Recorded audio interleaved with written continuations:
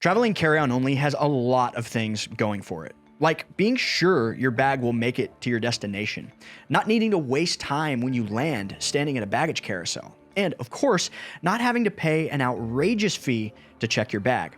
But as more and more travelers catch on to these benefits, there are a growing number of challenges associated with carrying on, and airlines are getting way stricter in enforcing their policies. So in this video, I'll quickly explain what those challenges are, and I want to give you 5 tips to help you ensure that what you're carrying on makes it onto the plane with you, and even how to get around those pesky checked bag fees. So I've heard people call this the CarryOn Crackdown. I've seen a lot of info flying around about how airlines have changed their rules.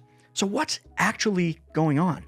A few things. You've got budget carriers like Frontier who make their money on an a la carte model. So if you want to bring a bag with you, you've got to pay for it.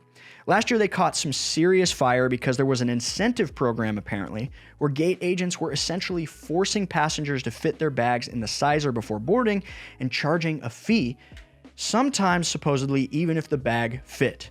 Yikes. Then you've got airlines like Southwest, who's notoriously generous with checked bags, but now they're going out of their way to remind passengers you get one carry-on and one personal item, and that one personal item is basically anything you could be carrying with you, right? So no more of this suitcase plus backpack plus pillow plus sling nonsense.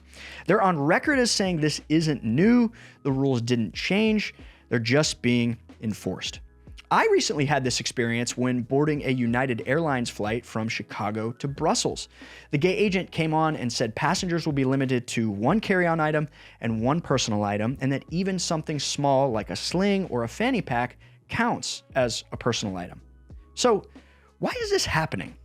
And why now?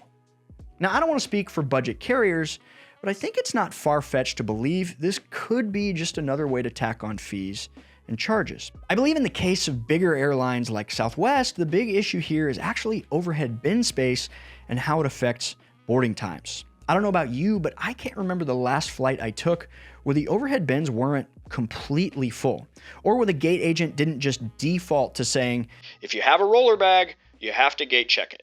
So my first tip with all of this is the biggest one. You gotta know your airline's rules. And I don't just mean general rules of thumb, I mean your airline's rules. What's the carry-on size allowance? Is there a weight restriction? What's the personal item size requirement? How many personal items are you allowed? What's considered a personal item?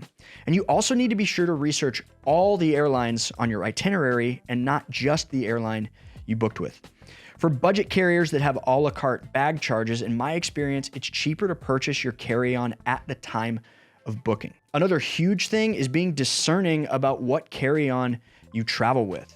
I would choose a carry-on that's going to work for you on a variety of airlines, so you're not having to freak out about your luggage every single trip. Domestic carry-on sizes are, on average, 22 inches by 14 inches by 9 inches, and there's usually not a weight limit. But if you're flying on any international carriers on your trip, the size allowance is typically a bit smaller, and there is a weight limit. In Europe and Asia, the weight limit will typically be 7 to 10 kilograms, which is only 15 to 22 pounds. And so this is where some travelers can get into trouble. They fly Delta or United or a carrier like that over to Europe from the USA, but they fly a really strict carrier like Air France home. Just because you could get it over to Europe without any issues doesn't mean you'll be as lucky coming back. I've tested a ton of carry-ons on this channel, and trust me, there's a big difference between bags that just meet the dimensions and bags that actually make your life easier. So here are some of my top picks. The Travel Pro Max Light 5 is incredibly lightweight, and it fits comfortably within most airline sizers. The Briggs & Riley ZDX International Carry-On is sturdy, reliable, and designed specifically for international travel. Monos and Level 8 both make hard-sided carry-on options that are not only durable, but designed to meet most airlines' dimension requirements, even with wheels and handles included. By the way, if you like luggage review videos like that, be sure to subscribe to this channel. And if you've gotten value out of this video, I'd love it if you'd hit that like button so YouTube knows I actually did something today. I've got a couple more types of bags I'll talk to you about later on, but remember, the bag is just one part of the equation. What you pack and how you pack it makes all the difference. If you're flying on airlines with strict weight limits, managing your bag's weight is key. Hard-sided cases can weigh around 7 pounds empty, which eats into your weight allowance really fast. So how do you ensure that your bag is within the limits?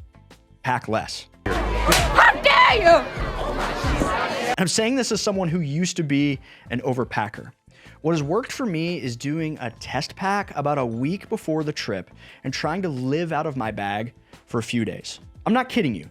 Every trip I go on, like 2 or 3 days in, I have at least a couple items. I'm like, why did I bring this? I still find myself packing things I don't end up using, and I talk about packing on YouTube for a living. Try the test pack. It seriously works. The other thing we need to talk about is your personal item.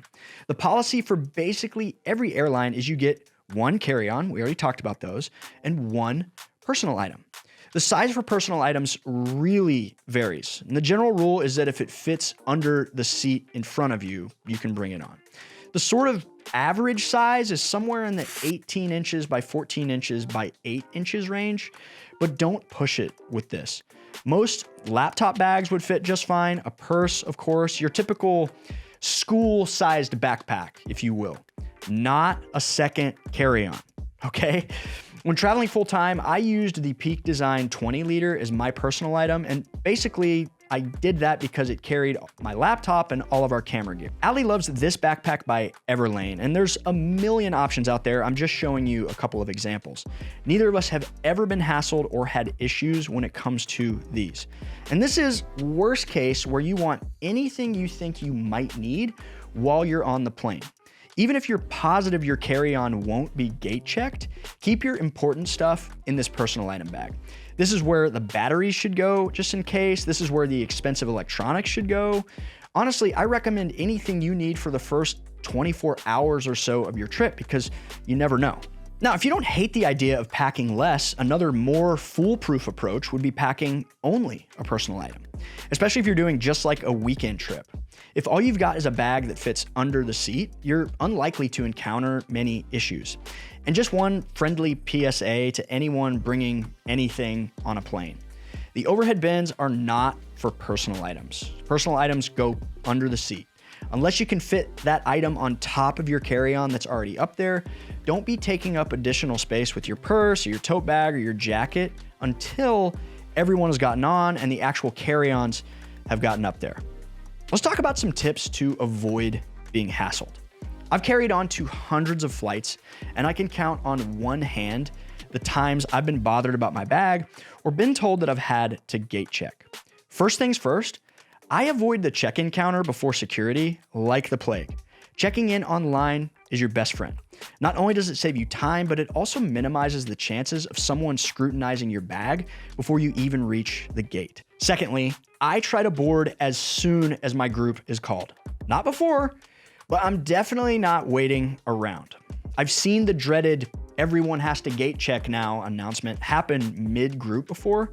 So when they call my group, I'm getting on the plane. But I'll say I have a 100% success rate not having to gate check my bag using the following tip. Carry-on backpack.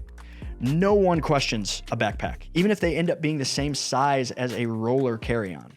I'll be 30 people after the gate check announcement and get to walk right on the plane with my 45-liter backpack on my back.